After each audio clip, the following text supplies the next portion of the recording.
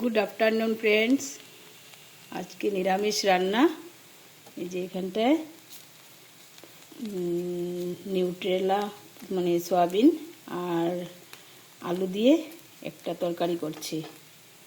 সব কিছু মশলা টশলা দিয়ে দিয়েছি, জিরা সম্বাস দিয়েছি, দিয়ে সব দিয়ে দিয়েছি মশলা যা যা দিতে হয়। এগুলো নতুন করে বলার কিছুই নেই, তাই না? এই যে এখন ঝোল দিয়ে দেব নিউট্রেলা তরকারিতে। এই যে ঝোল দিয়ে দেবো, খুব একটা দেবো না, মাখা মাখা করবো। এই হয়ে গেছে, শুকনো শুকনো করেই করবো।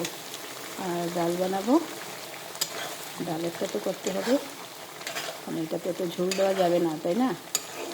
এই যে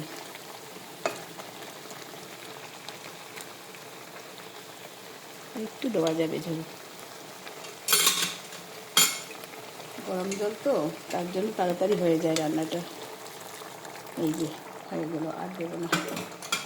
আর বলে দিচ্ছি কী কী রান্না হচ্ছে আজকে। এই যে ভেন্ডি কেটে রেখেছি, ভেন্ডি ভাজা করব। আর এখানটায় মিষ্টি কুমড় কেটেছি, মিষ্টি কুমড় ভাজা করব। আর এখানে জানো, এই যে ফুলকপির যে পাতা আছে না, সবুজ পাতা, একদম কচি পাতা, এই কচি পাতাটা আমি মিক্সার ব্লেন্ডারে কাঁচা লঙ্কা আদা দিয়ে একদম পেস্ট করে নিয়েছি। এটা কালো জিরা আর কাঁচা লঙ্কা শুকনো লঙ্কা ফোড়ন দিয়ে বানাবো, আর বাদাম ভেজে দেব। খুব ভালো লাগে খেতে। নামাবার আগে ঘি দেব, ঠিক আছে? ওইটা দিয়ে আজকে একটা বাটা বানাবো। এই হয়েছে, আর ডাল তো হবে। এই দিয়ে আজকের রান্না, নিরামিষ রান্না। তার জন্য আজকে নিউট্রেলা তরকারিটাই শেয়ার করলাম। তরকারিটা তো অলরেডি আমার হয়েই যাচ্ছে, তাহলে আজ এখানটা রেখে দিলাম। Bye bye.